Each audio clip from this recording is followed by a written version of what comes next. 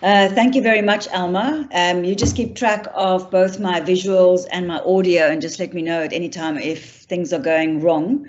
Otherwise, I'll just forge forwards. It's always a challenge with Zoom. You never quite know what's happening on the other side. So good evening, everybody, and thank you very much for having me at this meeting. I'll give a short introduction. I'm actually from East London, and as Alma has mentioned, I work as a family physician in the family medicine department there in Cecilia Makiwane Hospital, one of our large urban suburban areas just outside East London. But I have a variety of hats, as she's mentioned. So I'm also employed by Walter Sisulu University, so I'm very involved in teaching fifth year students, sixth year students, interns and registrars. So spend a lot of time teaching every day. My other hat that's probably relevant for tonight is that I'm the coordinator for the HIV Clinician Society in the East London area. So we have just recently had a workshop specifically on the new gender-affirming healthcare guidelines in East London, a nice CPD face-to-face session for both public and private sectors. So that was very exciting. I'm also a convener for the HIV diploma. So I've had a long history of being in the HIV advocacy field. And for us, gender affirmation has become part of that advocacy work. So that's where I've become very involved on the gender affirming guidelines and on that side of things. But my other hat, which is the reason why Chris invited me to come and speak tonight, is my love and involvement with adolescents. I have a real passion for school health and school sex education specifically. I got involved with that more than 20 years ago in the UK when we lived in the UK, many moons ago.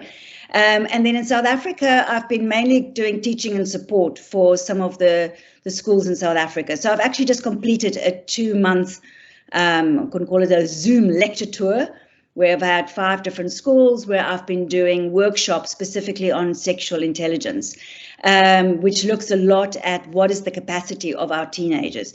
So that is where my background comes in, particularly studying and trying to understand what capabilities our teenagers have and where our limitations lie. So I'm hoping I can contribute something to the conversation, and I look forward to the discussion at the end. So when we start off, so we're going to be focusing a lot on this concept of capacity for informed consent. So I thought we'll start with the gender-affirming healthcare guidelines and what is our definitions of consent. So in the guideline, they specifically mention a client's decisional capacity is presumed to be intact if they can understand relevant information, appreciate the consequences of the situation, and reason about proposed gender-affirming treatment. And then they have a section specifically about children. So in the Child Act, we know that a child may consent to medical treatment if over 12 years and the child is of sufficient maturity and has the mental capacity, there's that word again, to understand the benefits, risks, social and other implications of the treatment. And so, of course, immediately this brings the question. So really, at what age are we really capable of having this mental capacity to give consent? And this is not just about hormone treatment. This is also about, in the world of sex education, we have this question all the time. So at which age are we actually old enough to consent for sex? So we know the legal age in South Africa is 16, but the legal age in Holland, for example, is 12. We'll speak a bit more about that later. So at which age are we old enough to give consent for contraception, for pre-exposure prophylaxis, for termination of pregnancy, and of course for hormone therapy? So the idea of consent and at which age we can give consent has been hotly debated for many years, and not only on this platform. So to be able to explore this question of mental capacity, I'm going to take us through a few different pathways. So firstly, we're going to understand the neurobiology of decision making. Big passion of mine. We'll spend quite a bit of time on that. Then we're going to look specifically at neurodevelopment, so understanding how mental capacity develop in the first 21 years. I'm going to speak specifically around sexual intelligence, because I think when we're talking about gender identity specifically, it's actually part of a much larger picture of creating sexually healthy adults. And this is the talks that I've been doing to the schools, and I would like to bring some of the slides from that as well. And then there's we will talk specifically at the end when you are doing a psychosocial appointment with a client and you're looking at informed consent, some of the tools and things we need to consider in those settings. So I'm hoping this is going to be a fun journey. So where we're going to start off with is with the neurobiology of consent. And I believe there's quite a lot of psychologists and social workers on the call. A lot of this is very familiar, and I'm not going to apologize for that. I'm hoping I can bring it in a context that will help us get to the answers we need in the end. And of course, what we're going to talk about is we're going to talk about these two loci of control in the brain. So we have in the center of our brain, for those of you that are not so medical, the limbic brain, which is our survival brain system. And then in the front of our brain, the limbic brain is very old in our evolution. And then more recently, we've developed this prefrontal cortex sitting here just behind the forehead. And both of those are responsible for certain networks of neural activities. So one of the things we forget, because we all know about the limbic brain and the prefrontal cortex, is we're sometimes not so good at applying it to ourselves or directly to the clients in front of us. Because the reality is that physiologically, you are always in one of two modes, and sometimes a little bit in the middle, but it's a bit like a seesaw. You are either in survival mode, and then that limbic brain is specifically taking charge at that time. Your fight-flight system is coming into play, and we call that the sympathetic system in medicine. So you have an overdrive of sympathetic system, there'll be a lot of adrenaline in the body, and that's specifically led by the limbic brain. So if you look at the circulation, if you look at the blood circulation in the brain during survival mode, that is when most of your activity is going to be taking place. When we are not stressed and when we do not have adrenaline in the system, this gives the opportunity for the prefrontal lobe to be in charge. Then we are in the parasympathetic system mode, so to speak, and this is led by our prefrontal cortex, and I'm going to call that creative mode. And you can see my drawings there from my teaching slides. So we're always in these two modes, and there's a switch that gives us the possibility to either be in survival mode or creative mode, and that switch is adrenaline. So this gets triggered whenever we don't feel safe. And safety we will need to experience on three possible different levels. So we all need to feel physically safe, so bodily, that we're not physically threatened, and financial security lies there as well. We all need to feel emotionally safe, so we need to feel we're included and part of a family, part of a troop, part of a group of people that care about us. And then very importantly also for us in our setting is the freedom to express who we are and to be able to live our real selves and our authentic selves. So when this safety gets threatened on any of those levels, adrenaline gets switched on. And if the adrenaline is on, then we're going to find ourselves in survival mode. If the adrenaline is off, we're going to find ourselves in creative mode. So this we're all very aware of, because we know that, when you're in fight flight, your blood pressure goes up, your respiratory rate goes up. We teach our patients about anxiety attacks and all the changes that happens in the physiological body. We know when we relax, blood pressure comes down, heart rate comes down. So that we're aware of. What we forget is how much these two different modes change the way we think. And I'm going to focus a little bit on that. So our thinking, our emotions, and our behavior is completely different depending on which one of these modes you are in. So first, let's just focus a little bit on survival brain. So I've got an hour talk on what I'm now going to cover in the next 10 minutes. I think because most of you know this, it should hopefully be not too rushed. But I do have recordings of these, which we will forward to everybody. And I've actually created a generic description and explanation of these two modes that you can share with anybody, with your teenagers, with teachers, with doctors, because I teach it in so many different levels.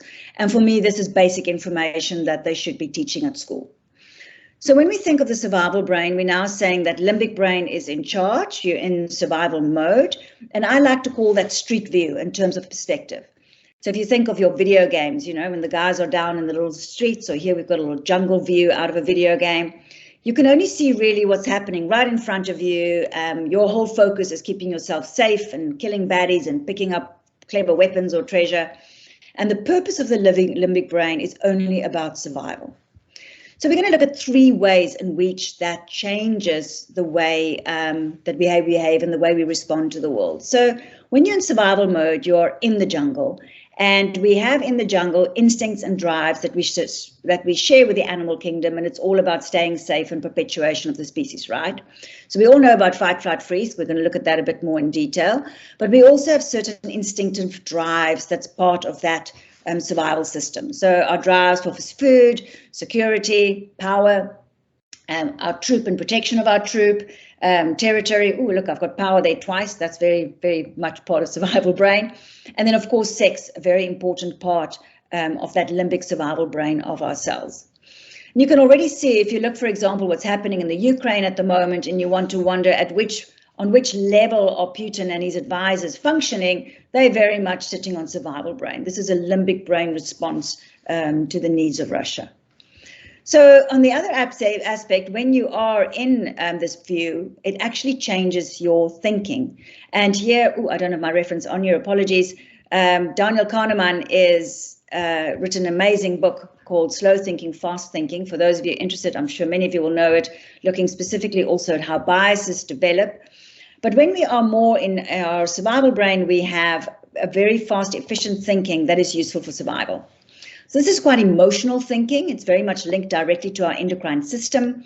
And it's to try and keep us safe. It's very quick. So it makes very quick assumptions about the world around it, and it loves jumping to conclusions. So if, say, for example, you're walking down the little path, you're through the forest, and there's a bit of rustle, and you might think, oh my goodness, that might be a snake, and then you jump to the one side. So you make an assumption of what you think is going on, and partly that can keep you quite safe in physical threats. This kind of thinking is quite unstable, it's quite inconsistent, it's very black and white because it's all focused about keeping yourself safe. And it's a very powerful way of thinking. So if you're on survival mode, that is your go-to place. It's easy to access, it's not particularly bright. My favorite analogy that is used by Prof. Steve Peters, also a book worthwhile reading. He's a psychiatrist that looks at how to explain our understanding of neurobiology through using the analogy of the chimp. I also like to use the image of the dragon. We'll play a bit with both of those images. And when you are in survival mode, this is how it affects your behavior. So if you can think of yourself having this inner chimp or this inner dragon, you're sort of the inner animal part of yourself. The whole purpose of this chimp, when you are feeling anxious, is to try and to manage this threat, and most importantly, to reduce your anxiety. We don't like being anxious. It's a horrible physiological feeling of being out of control, and the chimp has got mechanisms to try and reduce that anxiety. The chimp lives very much in the present. That's where it's all about fun. That's where it's all about what's happening in the moment. And because it has to try and keep itself safe, it's quite self-focused. It's only looking at its own needs. What do I need? Where I'm at? So you both have either being very proud or being very insecure, or being both at the same time. And there's a paranoid, vigilant way that they look at the world. So quite often when we describe people as being sensitive, it means that they're probably running on a little bit higher adrenaline than is helpful. And that makes them very aware of possible threats and possible things that might injure them. And they can become overly sensitive to what's happening in the world around them. And then for me, one of these very clear descriptions of how the chimp behaves is this extraordinary emotive judgment that it brings to the world around it. And you see very much when you're talking about social media, you're certainly talking about the world of the chimp and this need to very quickly respond and to respond with judgment without mercy. And so although the chimp's quite lovable, it's the part of ourselves that's all about fun and all about sex and all about living in the present, this is where all our potential lies for aggression. And this can become quite dangerous when it's going beyond our control. Great, so that's the one mode.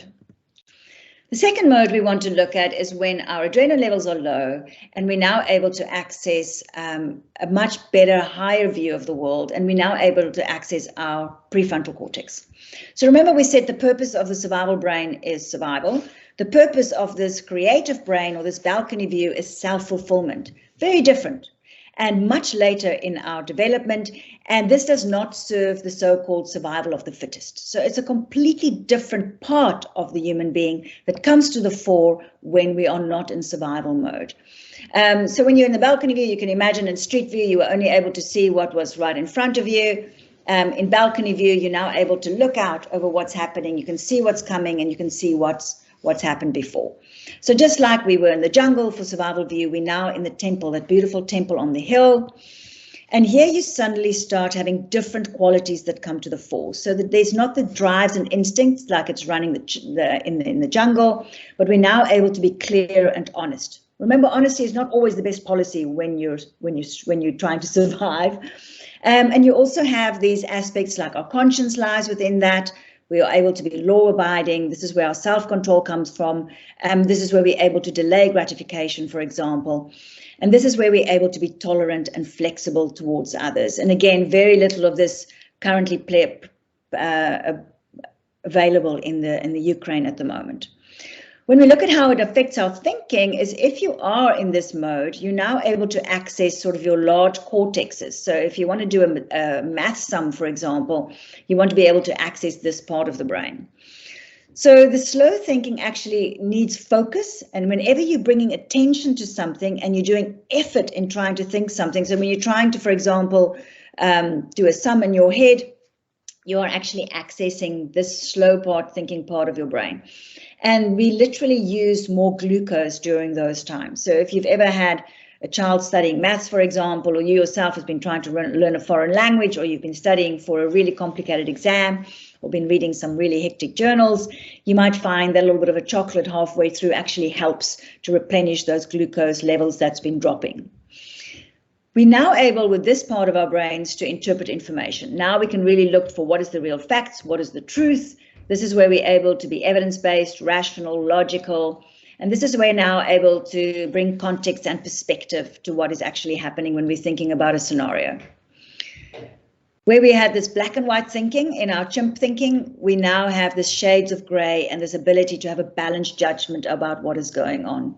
Nothing in life is ever just black and white, and being able to see those different variations helps us to come to a better understanding of complex issues. So the important thing to realize is this kind of thinking is quite slow and it takes quite a lot of effort. So it's not our go-to thinking generally as we go through life. It's much easier to draw on that quick limbic fast thinking systems, you know, the jumping to assumptions. But this is where we're able to be really intelligent and where we're really able to come up with creative and innovative solutions. If we now look at, well, I've talked about the chimp in terms of our behavior, we're now going to talk about the sage. So where the chimp is all about antipathy and sympathy, drives and instincts, the sage is all about purpose and meaning. And where the chimp is about trying to manage anxiety, the sage has this amazing ability to observe, see what's really happening, and respond appropriately to a situation in terms of this pathway towards self-fulfillment.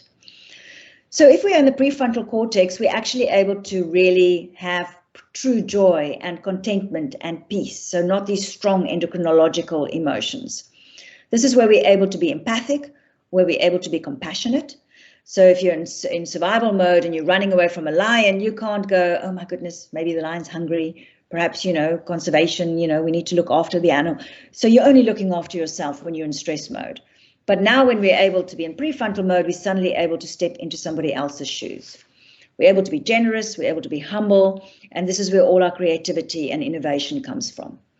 And this is a Brené Brown sentence, which I particularly love, is this ability to be generous in our assumptions. So when people around us are in chimp mode, or when people post stuff on social media, for example, being generous and understanding maybe this person is just feeling stressed, maybe there's something else going on, and not being so sensitive that it's all personal attack. So just like the chimp can be quite aggressive if too much of it, with the sage, we actually have the ability to be healing and to be loving to those around us. So I hope that wasn't too much of a rush through these two modes. Once we have a bit of an understanding of these two modes, we need to think in terms of, well, how do these two modes make up consciousness? And of course, our daily consciousness is a marriage between this chimp part of ourselves and the sage part of ourselves. So the important thing to understand is if you think of consciousness as a vehicle, whether a car or this is the Star Trek spaceship in the top corner here, the chimp is always in the driver's seat. You can see they're sitting in the front. They've always got their hands on the wheel. So the limbic system is directly linked to our sense organs and is getting in all the sense impressions. They're directly linked to our inner world that sort of brings thoughts or ideas, and it screens the world, and it screens the world for danger. If everything is safe, then we're able to access our prefrontal cortex. And if everything is actually fine, there's nothing to figure out, I'm driving to work, all is cool, then we have these quick, shortcut, automatic behaviors, sort of low energy behaviors we can engage with. If things are unsafe, even just slightly, something happens that's making us uncomfortable or making us worried or making us concerned, then that's, when all the red lights go off in that, on the bridge of the ship. And that's when our fight, flight, freeze response kicks in. And what should ideally happen in us as human beings is that this chimp should now be making suggestions to the captain of the ship. It should be able to say, there's a problem, we need to solve this problem. And the captain should ideally be the one to decide what's happening next and how we're going to respond to the situation. Because remember, our chimp's not very intelligent. It can't really figure out complex issues. It can be very good at dealing with physical threat. And one of the questions what we work with when we work with our clients, especially if you're psychologists or social workers, is being able to help patients understand who is navigating their consciousness journey. Are they living a life that's primarily being driven by this chimp survival system, or are they able to actually create a life that is serving this higher prefrontal cortex, their higher values, this higher meaning, this higher self-fulfillment? So that's just giving you some of the terms I'm going to be using when we're going to talk about neurological development, because it's obviously all about the chimp and the sage. And we need to understand how the limbic brain develops versus how the prefrontal cortex develop. So when we look at this is a journey in terms of over time. So eventually, as we've said, we want this captain to be the one making the decisions. An analogy we love using with our teenagers is from the How to Train Your Dragon books. I don't know if any of you know Hiccup. It's wonderful children books. There's some movies as well. They're not as good as the books. But your survival brain is a bit like this beautiful, powerful, but rather stupid dragon. And all the dragons are different. So everybody's got a different dragon and how it behaves and how it does things. And then our creative brain should be this Jedi Knight, should be the one that controls and steers and guides that dragon. So the dragon does the flying. The dragon is the one that interacts with the world. That's where all our emotions and our endocrinology lies. But we have this Jedi Knight that should hopefully be the one steering our dragons through life. And so how does that develop over those 21 years? So now we're going to have a few very medical slides, I'm afraid. We're going to do a little bit of Neurodevelopment 101 and looking at the different phases of how our nervous system develop. So nervous system always have different phases, but different parts of our brain develop in very different ways. So I'm going to use examples here, for example, for our visual system, because we have a lot of information on how the visual cortex develop, because that's something we can actually test quite easily in terms of how does brain maturation, for example, link to certain activities. So phase one of neural development is what we call neurogenesis. So that's our embryonic development that happens before birth. So at those stage, those nerve cells that are busy being created, they're quite extraordinary. There's like a huge proliferation of cells and a huge proliferation of these dendrites and synapses. And then there's actually a point where they all get pruned back to create this perfectly beautiful nerve cells. But they don't have any activity yet. So they don't have any consciousness yet. The next phase is the phase of neuroplasticity, and this is when we have a massive actual growth of these neurons, but they do already have some basic functions. So a good example with the visual system, for example, when a baby is born, they have visual acuity. They do have a sense of movement, for example, a visual sense of movement, and they've got a visual sense of contrast. I don't know how they test it, but they do know apparently. So the child is able to see some things, but it's not very well developed yet. In that first, with visual development, in the first 2 to 5 years, there's this massive growth, and especially in the first 2 years, as this brain now grows and develops. And the human brain actually quadruples in size in the first 5-7 years of our lives. What's interesting is that the way these nerves grow, the way that these nerves are developing, is dependent on them being used. So, for example, in the first 2 years, especially when there's a lot of this activity happening in the nerval system and the whole nervous context, for the child to be able to develop the nervous context, it actually has to perceive light and it has to be able to see. So if you were to take a child and you were to close the one eye with an eye patch when the child's, say, 1 year old, and you were to do that for a few months, for example, that eye will go blind.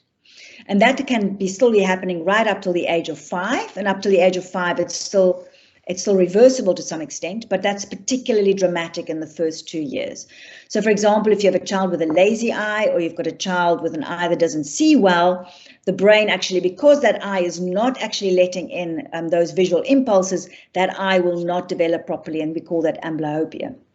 So neuroplasticity is an extraordinary phase where there's this ability for the nervous system to still grow and develop. It actually already has some basic functions, but at this stage as well, it's still very vulnerable both to damage, but it's still also able to heal quite dramatically.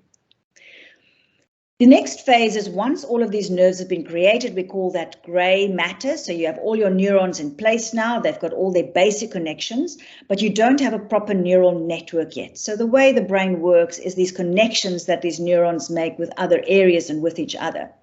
So the basic structure is in place by the end of the neuroplasticity phase, what we call the growth phase. And now we see myelination. So in myelination, we're now starting to create white matter. So those are actually the myelin that's going to be creating these neural networks that connects everything. What's important to understand is at this point, when maturation starts, those functions can go online. So by the time the child is 5 years old and this growth phase is finished, your visual acuity is very good at the age of 5 to 7. You're now able to see color properly, you see movement properly, you can see contrast properly. But those visual acuity is still going to develop even more and is still going to mature as this myelination happens, and is going to start interacting more and better with other areas of the brain. So I call this the apprentice phase. And similarly to the neuroplasticity phase, the more those nerves get practiced, the better they develop. So when we talk, for example, about balance development or movement development in children, when we talk about sport, for a child to, for example, be practicing on balancing beams or doing activities of movement and sport is very good actually for the very development of those nerves that's going to be needed for movement and balance eventually. So the apprentice means they've got the full package, and now those nerves have to practice. So in the visual cortex, for example, somewhere between the age of 5 and 14, 15, there are still development that's taking place, and the myelinization is still taking place of that system. And then you get to a phase where actually the myelinization is completed, and we have this complex, and we used to think that the brain was sort of finished. So once it was myelinated, that's it. We now know that that's not true, and that brain still has neuroplasticity that can continue throughout life, although there is a phase 5 apparently after in your late 40s, 50s, where it all starts slowing down. But there is a possibility to create more neural networks. And every single time we learn a new skill, if you learn to play the violin for the first time as an adult, you're actually going to be building these new neural pathways and creating this skill and capacities that is beyond the capacities that you gained, for example, as a child when your brain was still just developing. So we have enormous possibility through activity and through doing things and activating neural pathways to actually still grow neural pathways as adults. And there's a lot of interest in that, for example, in stroke rehabilitation. They're now even looking in visual in terms of actually not fixing completely, but improving some of those visual damages, for example, that was done in the first 5-7 years. And when you're at this point, you're actually in the master phase. So you were the apprentice, now everything is completed, now you're a master, and that master can continue to develop new skills and can continue to hone new skills within the neurological system. So that gives us an idea of how our nervous system develops. And in each part of the brain and in each system and structure, and remember there are billions of neurons, they all have differences in how that development happens. So let's first look at the limbic system. So remember, that's our little dragon, our survival system, and the survival system's development is relatively early because it has to keep us safe. So our neurogenesis, for example, at the end of our second trimester already, before we are born, the brain stem is completely, that's our real primitive, almost amphibian brain that's all about being able to suck, for example, and also some of our very basic reflexes that the small baby will be born with. But our limbic brain is already in development in that early third trimester. There's already an active limbic brain that is available, which means that as soon as the baby is born, just like with our visual cortex, there's already limbic activity available for the child. So there's some very rudimentary instincts and drives, especially around things like food, for example, around things like comfort. And now in the first 3 years, there's going to be a massive growth of this limbic brain. So you have that massive neuroplasticity phase. And that's quite often why when we talk about attachment disorder, for instance, and we talk about that first 1,000 days and that first 3 years, this has to do with this extreme vulnerability, similar to the closing of the eye with the visual cortex, this extreme vulnerability as this particular survival system is being formed. So as all of these neurons are being activated. And again, it depends on how that system gets used by the environment around it. It's going to depend on how it's going to develop. That neuroplasticity phase already comes to an end around the child is 3 years old, sometimes a little bit earlier. One of the things you'll see repeatedly is there's no cutoff phase. It's all things that happen over time, and it's individual and variation. So when you get your child who's starting to say I to themselves, is starting to get angry, having little temper tantrums, this is what I like, this is what I don't like, that strong sympathy, antipathy, you're already starting to meet this myelination phase. You're already starting to meet this activity of the limbic system. So by the age of 3, the maturation starts of this survival skills. And so that means we're in apprentice phase. So your baby dragon is now a dragon apprentice, and dragon apprentice is learning how to flex its muscles and get its wings flying, and it's starting to find out how to keep itself safe. And I'm going to look at some of those survival skills in a moment. So that takes place right between the ages of 3 to 12, 13, 14, depending on the individual. And during those 14 years, the child will get better and better at those basic survival skills, which is the important function of the limbic brain. So very important is, obviously, it's a phase. So it's not that suddenly at 12, the child now has a survival system. By 9, 10, 11, there will already be a very well-developed survival system. And by 12 is sort of when the final maturation has happened. But the dragon has the wings, it has the muscles, it has all the abilities available to itself already from the ages 3, 4, 5 onwards, and very clear by the time they're in primary school, that survival system is already functioning nicely and having huge workouts on a regular basis. What's interesting is by the time the child reaches about 12, 13, 14, the limbic system, the survival system is fully myelinized, fully mature, and that child is rearing and ready to go. So the survival system by the age of 13, 14 is functional and has sort of reached its full maturity in terms of myelination.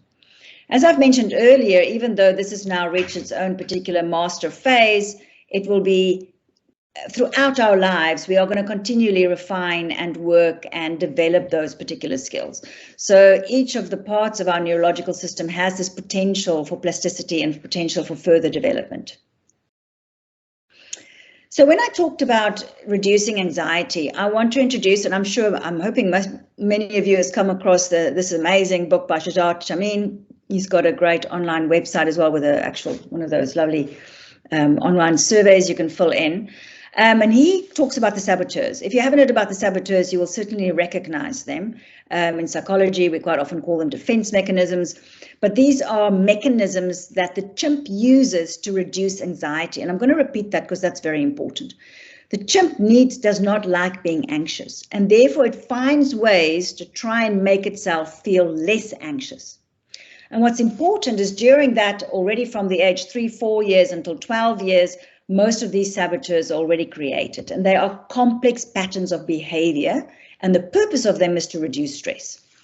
So they're quite useful in physical threats to safety, so they keep you safe temporarily. So for example, say you've got a child who's got a parent that's quite violent, has come home, is angry or maybe even drunk, and the child learns that if he runs and goes and hides under the bed, he's going to be safe. So he's found an avoidant flight strategy that is very useful in dealing with that particular threat. But now he's grown up, and him and his wife is having an argument about the lift club to school. And now if he runs and goes and hides under the bed, that's not going to be so helpful. And that's why we call them saboteurs. So they're mechanisms of behavior. They make you feel temporarily that things are okay, but they usually tend to make things worse. So in the workshops I mentioned earlier, the ones we'll send you around that workshop, we'll send you around the links. This is what I focus on. That one is specifically about navigating relationships and this relationship between chimp behavior in relationships and the damage it causes. So whenever you are seeing people behaving badly, and with that I mean anybody who is behaving in a way that's making you feel unsafe, or behaving in a way where you are feeling not comfortable or feeling negative conversations, usually there's a saboteur in play. So the other person is in chimp mode for whatever reason, they're stressed or not feeling safe. And in chimp mode, they're now creating these mechanisms. So I'm going to show you what they look like. And again, looking at my time, we are not going to have time to go through them in detail. But these are some of the different saboteurs. So just to give some examples. So it's quite often when we feel stressed, our first instinct is to criticize. So we criticize ourselves, we criticize somebody else, we criticize the government. We like doing that in government. And that makes us feel temporarily in control. In a relationship setting, that might not be the best way to help solve your issue. Overanalyzing, I'm afraid all doctors and psychologists love doing this when we're stressed with a very particular bias towards ourselves being right, trying to manipulate a situation. We can become very fixated on details and perfectionistic. We can become pleasing. We've all spent nights worrying about stuff we can't solve at that time. We can try and avoid a situation, just not deal with it. We can spend times wallowing in self-pity and then distracting. We all love to have our, Netflix binges or our Facebook or our cigarettes or our alcohol or our drugs. And all of these are mechanisms that make us feel temporarily in control, but actually all it does is make things worse, which is why we call them saboteurs. And we're going to come back to these. So great. So that's given us an idea about the limbic system. Here is a terrible slide that one should never put in presentations, but I thought I'll just show you that before I simplify it all, that it's actually terribly complicated. When we look at the prefrontal cortex, quite often we think of it as a single part of the brain that has these particular functions like we've just now outlined. But in reality, it's quite a complex part of the brain that has lots of different areas. And you can see here all this does, it's a little bit of a copy and paste showing different things that are done by the different parts of the brain. Don't worry, I'm going to simplify this down. But you will see that there's different parts of the context that actually is in control of different parts of the brain. So to understand the prefrontal cortex, we have to understand a few things. So the one thing that's important is that it's a complex constellation of lots of different neurological networks. So the prefrontal cortex is not so much one part of the brain that does a couple of specific things, but rather they've got different hubs. And the way those hubs work is they might have a hub that has to do with language, for example. They're very important in language development, but for language, it has to link in with the memory and language parts of the cerebral cortex. So there are lots of these different neural hubs that is linking with other parts of the brain and linking with our limbic system. And each of those areas mature and develop at their own pace. So there's not a specific set line of development for the prefrontal cortex. They all got different differentiations.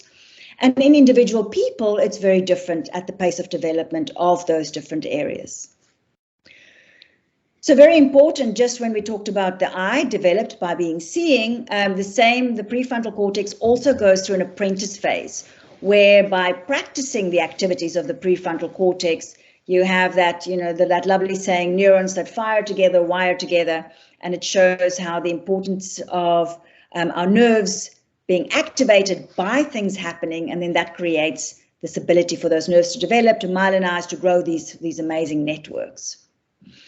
What I find interesting about the prefrontal cortex is the limbic brain is there and it's like an automatic mode. We all use our limbic brains. Actually, matter of fact, we quite often use our limbic brains even when it's not useful to be using our limbic brains. But the prefrontal cortex is not a must. If we don't use it or we don't engage from it, it certainly leads to depression and anxiety and lots of other issues.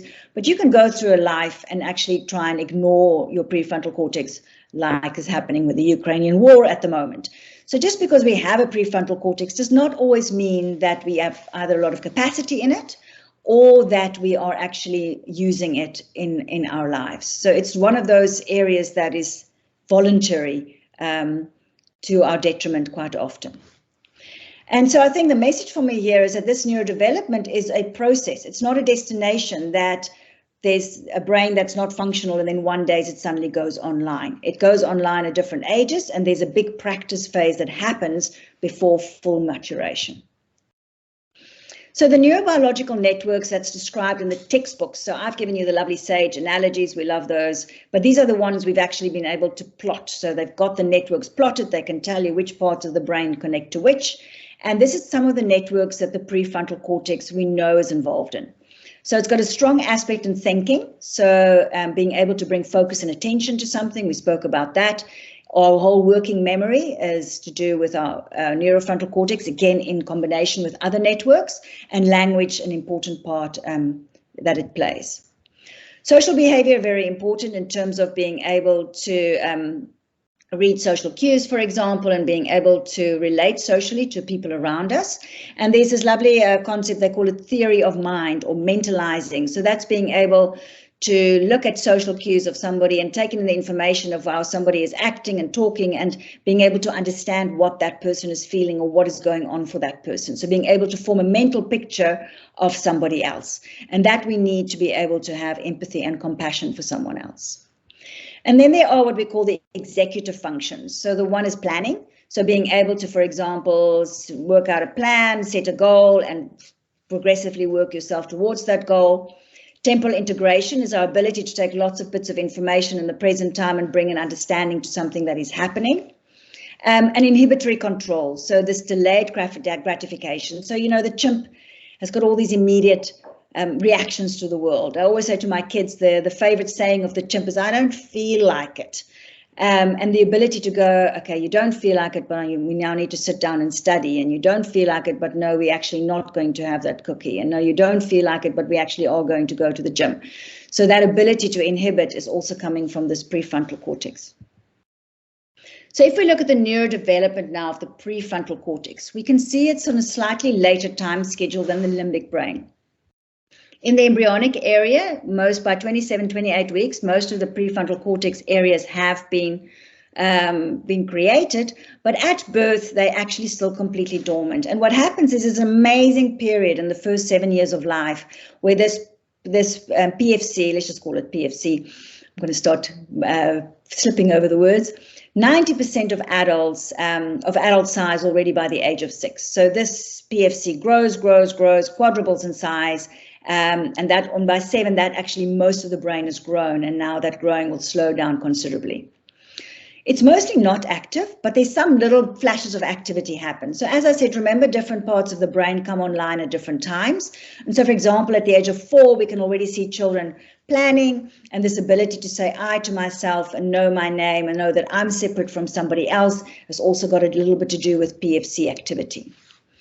This neuroplasticity growth phase comes to an end round about 7, 8, certainly by 9. So again, it's very different in different children, but by age of 9, that basic growth of the brain has happened. All your neurons have been created. We're now ready to start forming neural networks.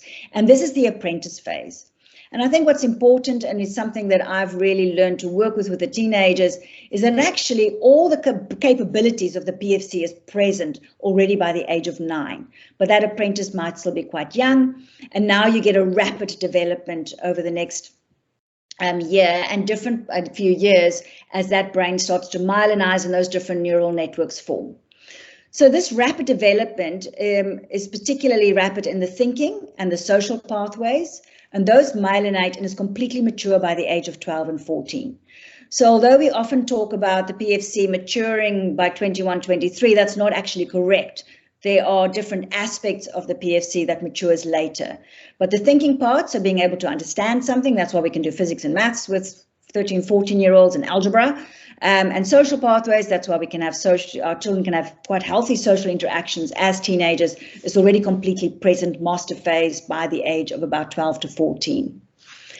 What happens after 12, though, is that we now have to use these pathways. We have to use our sage. We have to use this this apprentice. We have to practice this ability for particularly our executive functions. So remember, that is to do with planning and inhibitory control and temporal understanding. So these executive functions are there. We think they're only mature by the age 21 to 23. But interestingly, they already very much available by 15, 16. You already have quite a mastery, depending on the child, on many of these executive functions. So they're present, but they're still in apprentice phase. So just to put that in together now, looking at our chimp dragon development versus our sage Jedi development. So our chimp dragon, the age from 3, the dragon is going to be an apprentice phase. It's going to learn all about survival. By age 14, chimp ready for action. From the age of 9, the child is becoming aware of purpose and meaning. So the sage Jedi goes into apprentice mode, ready for action, but now needs to be practiced. The thinking and social functions will fully mature by the age 12, 14, and the executive functions will be fully online master mode until 21 to 23. I'm going to come back to this in a moment. One of the lovely things for me that this model explains so beautifully is our concept of transgiftedness. So this is a concept from the guidelines, which talks about TGD persons generally being resilient, self-aware, possessing inner strength, and having unique perspectives and insights. And I think we can understand the reason why our trans kids are quite often seen to have much more sage ability than their peers is because they've really had to practice. So that young apprentice, especially from about 9, 10 onwards, are constantly having to reflect on identity, gender, rights, society, which the average kid who grows up cisgendered and gets told, life's easy, I know who I am, everybody tells me what I am, do not have the same amount of practice that our trans kids get. And that's why I think trans people often have this extraordinary ability to really look at this balcony view, to really look at this bigger picture, to really try and battle with these ideas of identity, meaning, and purpose. And it's because their sages, their apprentice Jedis get a lot more work out. So I'm just looking at time. I think we're still all right. I think we're going to go till about 10 past 8 because we started late. I wanted to talk about specifically sexual intelligence because this is what I teach at the schools. And when we talk about gender identity, it's to try and put it in the larger context of what do we mean by what do we mean in terms of this intelligent or capacity that we expect them to develop. So when we look at the schools and when we look at the safe development of becoming a healthy, sexually intelligent being, there are 3 levels that we want to do to create safety. So remember I said, for a chimp to develop well and for a chimp to function well, it needs to be as safe as possible. And in the world of sex, we need to create safety on the level of sexual health, so bodily safety. You don't want to be worrying about STIs or pregnancy or violence when you're having sex. Sexual pleasure, feeling emotional safe, being in a relationship where you're cared for and looked after and with love and attention. And then very important for our context is sexual rights. So to be able to feel safe in a sexual relationship, you need to be able to express the identity, be able to choose your partners, be able to have control over your reproductive health. So what's interesting is that if we therefore talk about healthy, happy sex relationships, only the sage can build that safety. So I've got a little graph here in terms of looking at how would somebody that's sexually intelligent approach sex, right? So during intimacy, when you're actually physically getting involved with somebody, that's the chimp phase, right? That's when it's all chimp, all joy, all in the present, and you don't particularly want to bring the sage to that party. Bit of a spoiler. So during this time, during intimacy, we want to be able to have safe and happy sex. The way to create safe and happy sex is what happens before we have sex. And this is when your sage on any relationship should be able to have a conversation with the partner or the person that you're going to have sex with and discuss and understand I'll talk a little bit about sexual intelligence more in a moment, but being able to communicate who I am as a sexual being and being able to understand who the other person is as a sexual being. And then similarly, after sex, not straight after, maybe the next day, to actually have some reflection on what that is and what that means.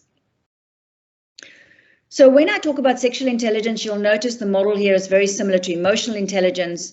We have to be able to reflect on our sexual self. So to be able to be happy in sex, I have to know who I am as a sexual being.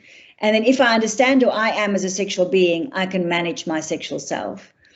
And you also have to be able to understand a partner's sexual self and to be able to manage relationships as a result. So those are those 4 levels of sexual intelligence. What I love about at the World Association of Sexual Health last year, we were going through the GAB 3 pillars of sexual pleasure, sexual rights, and sexual health. And I love this definition of sexual pleasure, where you can see some of the words that are getting used of what's important for sexual pleasure is self-determination, consent, safety, privacy, confidence, the ability to communicate. These are all sage qualities that we are bringing to sex to be able to have sexual pleasure. So one of the tools we use, and I'm not going to go through this, you're all very aware of gender JABU. This is one of the tools we are using in schools to help our apprentice sages practice sexual intelligence. So by the time the child is 12 or 13, they have that fully active chimp, but we now want their sage to be able to start reflecting and being able to communicate on who they are as a sexual being. At 14, when that limbic system, survival system, endocrinological system is completely formed, the sexual self is there. The child has this sexual being, and they need to be able to learn how to start negotiating that sexual self. And the sage is there, but it's still an apprentice, so we need to help teach it. This gender JABU looks slightly different because I've added some extra aspects that's specifically around sex, but you can see gender identity, gender expression, sexual orientation are important parts of not being able to reflect on where I am, but also being able to communicate that and being able to listen to where somebody else is at. So what we always teach for in our sex education curriculums is that for healthy sex, you need to be able to understand and accept your own sexuality, understand and accept your partner's sexuality, communication, consent. And I find that teenagers are very able to work with these concepts. So when we look at the consent of sex and when you start exploring the sexual health with teenagers, they have this extraordinary sage. As a matter of fact, I sometimes think their apprentices are a bit more keen than the average adult. They're ready to bring out the lightsabers and give it a good practice run. And so they are very able and very keen to actually reflect on their sexual self and trying to understand the sexual self of somebody else. So if we want to talk about sex education, and I'm going to just look a little bit as an example of what's happening in the world of sex education. So remember I said that if you want a healthy sexual development, including your gender identity, we want to create these healthy chimps. So now I'm going to bring a little bit of an interesting perspective on how we can think about sex education and counseling around sex. So we know that there needs to be safety around sex. The chimp knows this as well as the sage, but the chimp and the sage of ourselves has got different ways in how we would create a sex education curriculum, right? So the way the chimp tries and keep people safe is by going lots of rules, lots of regulations, working through punishments and rewards. You can do this, you can't do this. If you do this, this will happen. And various taboos through the centuries of thou shalt not do this, thou shalt do this. And again, the horror on Friday of the Supreme Court overturning the Roe v. Wade decision in America and showing how that is such going right back to this chimp thing of controlling and trying through fear-driven policies, bringing so-called safety. But of course, the problem with rules and regulations and all of this is that we have more than enough evidence now that this doesn't work to create safety on all kinds of different levels. And yet this is still a favorite go-to method when we're feeling unsure. So how does the sage create safety? And of course, in the world of sex, we talk about body positivity, affirmation, and it's all about teaching the sage, accessing the sage of the child to teach them self-regulation, communication, working with consent, and working through love. So our chimp mechanisms are very extrinsic. We bring all these rules and these guidelines, and this is the way it's supposed to happen. Where the sage is very much intrinsically about how we empower and work with others. And I think why I love the gender-affirming guidelines so much is you can see the guidelines operate very much from this sage ability. If you look at that whole beginning chapter on the values, the principles, the ethics, the transgiftedness, informed consent rather than gatekeeping, we are trying to move away from a system that was completely chimp run to something that is sage orientated. Actually, let me skip these couple of slides on sex education because that's quite obvious. And let's just move on to our last little section that's specifically on psychosocial support. So when you are meeting with a client and you now have to start an informed consent process, there are two important things that are happening in that process. The one is you want to create safety for this chimp, and you want to create some training and practice for that sage. So when we think of decision making, because that's what we want our young person to do, we're going to ask them to make a decision, and whether it's about hormone therapy or about sex or about contraception or about reproductive health options, they're going to have to make a decision. Chimp decision making will be emotionally based. They're usually based around fear. They will be very self-centered. They won't look at the bigger picture. They're usually like a feeling of urgency around chimp decisions. It's always like you have to decide now. You know, they do that in sales because sales is all about the chimp, right? Oh, you must make the decision this moment. And interestingly, chimp decisions has got a high risk of regret. Because the chimp and survival part of ourselves thinks so much in the present, there's a huge possibility that when the present moment passes, that we might regret, and we've all had that shopping experience of regretful buys. The sage, on the other hand, makes decisions by seeing the larger perspective, understanding the context, being respectful to others when they make decisions, so that it not happen in the Supreme Court, being slow and thoughtful. And interestingly, this has a very low risk of regret. So if you're able to bring a real sage conversation to a topic, if you yourself is making a really big decision, and say you have to make a decision about a operation, even just in the normal, shall I have my gallbladder out or not? If you've really thought it through and you've made a decision on that level, even if something goes wrong, you will be able to make peace with the decision because you understand why you made the decision and why you needed to take that risk. And the sage can see that and can stick with that, where the chimp can't. So obviously, when we are doing an informed consent process, we want the sage to be making the decision. And that's probably the most important thing we need to understand about informed consent. So, of course, let's get us back to our teenagers, right? Because that's what this is all about.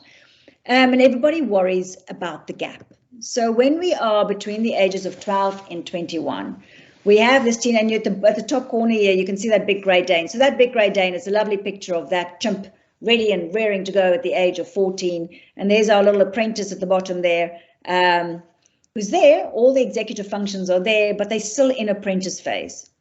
Now, what's important to realize is that the child does have at this stage the full capacity for thinking and understanding, full capacity for social, the social understanding and the social context of what is happening.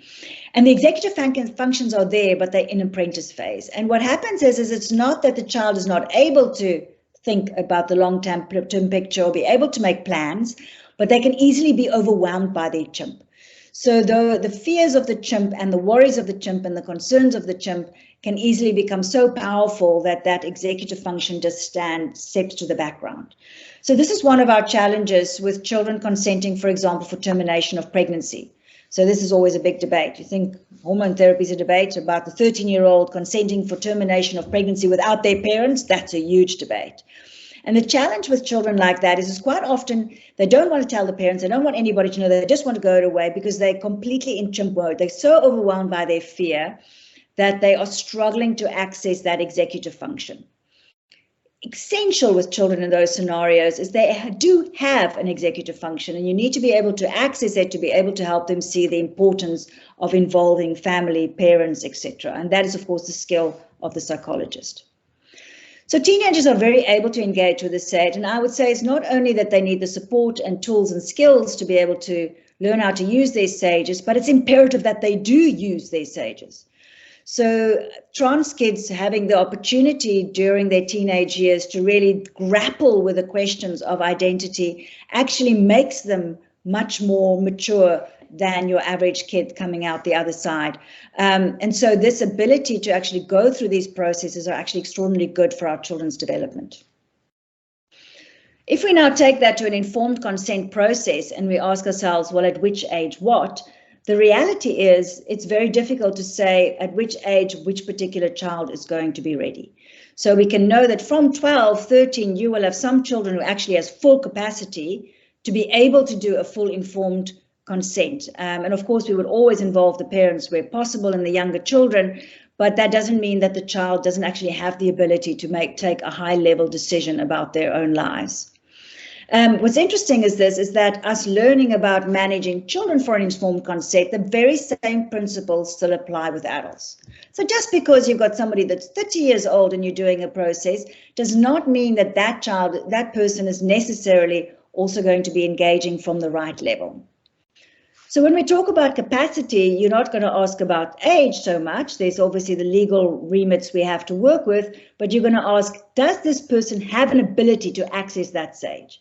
If you've got a 14-year-old you're able to have a really high-level conversation with, and you can see they have that real ability to look at the larger picture, to be able to explain to you how they understand the future, to be able to really have insight into the risks, that is very, you get very, very capable young people. And then the next question is at this point, can this person make a decision on this particular topic? And are they able to make that decision out of sage capacity? So if you have a 14, 15-year-old who's extremely anxious, very freaked out, very worried, and you're struggling to get them to actually make a sage decision, they want something now and it has to happen like this, and they're terrified, then you are concerned. You don't want the chimp in that child to be making that decision. So we need to create a space on informed consent on how do we create that. Last two slides. Great. Sorry, last three slides. So I did have a quick slide because I realized, I think at your last visit, this became a huge question, this question at which age are we able to give consent? And as I've mentioned, in reality, children from 12 actually have enough functions available to be able to understand if we're able to help them access that stage. So that's the executive functions are there from a young age. But what's very much more important is being able to identify whether this individual at this time, if we can help them to access that higher function sage capacity. So when we talk about informed consent and when we ask the question about what age, what we find is that within ourselves, there are two possible responses. So the one is the chimp in ourselves responding, and we've all had this, where people look at these children and there's these terrified questions coming up. And I'm not talking specifically about trans kids asking for hormone therapy, but the same is about kids wanting to have sex or children wanting to have HIV testing. What if it's just a phase, right? You always hear this. What if they're going to regret the decision? And what if I'm going to cause harm by prescribing this? These are all fear-driven questions. It's our own chimps getting nervous about some are going to do harm, some are things are going to go wrong, some are things are not going to go right. And there's when we are in chimp phase, we have this slight black and white, there has to be a certain age, and we are desperate for regulations, aren't we? Tell me that at this age, the child will be ready, and therefore these children can go and these children can't go. So I think there's been a drive in the old gatekeeping days where we tried to keep, gatekeeping was a way of how our inner chimps was trying to somehow keep control and safety over things that's actually quite difficult to control and keep safety over. So I want to bring a different way of looking at this, thinking of it from a sage perspective, where you look at the data, you look at the overview, you look at our understanding of transgendered people, and we use that to make decisions about when a child is ready. So, for example, we have lots of evidence on the implications of not providing care. So we can say, no, we can have lots of fears about what might happen if we, what if it is a phase? But actually, we know that if we do not provide care to our transgender children, or if we provide it too late, or if we gatekeep too much, we have much higher levels of suicide. We have much higher levels of anxiety, depression. These children suffer enormously, and there is overwhelming evidence in the harm if not supporting these children. What is the risk of regret? Again, for that, we need evidence. We need to understand how often regret happens in transgendered people. There are always the risk that chimps got too much into the involvement in the process. But actually, the percentage of regret for hormone therapy especially is extraordinarily low, sitting somewhere around 1%, and is much lower for sort of most other consent in terms of surgeries and procedures. And then the big question for us as sages that we need to ask is, so how can we ensure that this is true informed consent? If we understand all the larger picture of this, I've got this person in front of me, how do I make sure that at the end when this person signs on the dotted line that we have created this sage conversation? So this is now basically almost there. So the clinicians, so I've got 5 skills that is helpful to remember and use when you're in that informed consent process, no matter what age the child is or the adult. So firstly is when you're going into those information is being able to identify your own mode. Am I in survival mode or creative mode. To be able to do true informed consent and be able to really read where your client is at, you need to be in creative mode. If you're going into that conversation fearful and with all kinds of prejudices, remember all prejudice lies within the chimp, you're not going to be able to actually create the right process for your client. The next step is being able to identify the mode of your client, and you are all extremely good at this. Trust me, this is what psychologists and social workers, you all have like a sixth sense for this. And this is already just the fact that you are part of Path SA, the fact that you are in this meeting means that you are people who are identifying and working from a SAGE level in terms of your professions, in terms of your ideals. You are looking at how we create safety, advocacy, all of that, looking to make a better world is very much part of our SAGE parts of ourselves. And being able to look at our clients and being able to say, okay, is this person in chimp mode or creative mode? And remember, we've got those chimp mechanisms that I mentioned, those 9 mechanisms of creating safety we can identify if we're not sure. Most importantly, in the informed consent process, your main role is to create safety. We want those adrenaline levels down. We want the chimp at rest. And if we do that, and we can do that through bringing compassion and affirmation to our clients, they themselves will be able to access their prefrontal cortex, their executive functions, their SAGE, and we can start having a high-level discussion. When we are giving information, we need to become good at using SAGE language in information. So this has been big as well in the sex education sphere, where we're now looking at using the angle of pleasure when we talk about sex, rather than all this fear-driven information, which seems to have the opposite effect. So, for example, England, that has had a very fear-based sex education curriculum, has got the highest level of teenage pregnancies in Europe, whereas Holland has got a very low level of teenage pregnancies in Europe. They've got a very late coitus when people having sex, and yet they have just a pure information giving in the way that they do their sex education curriculum.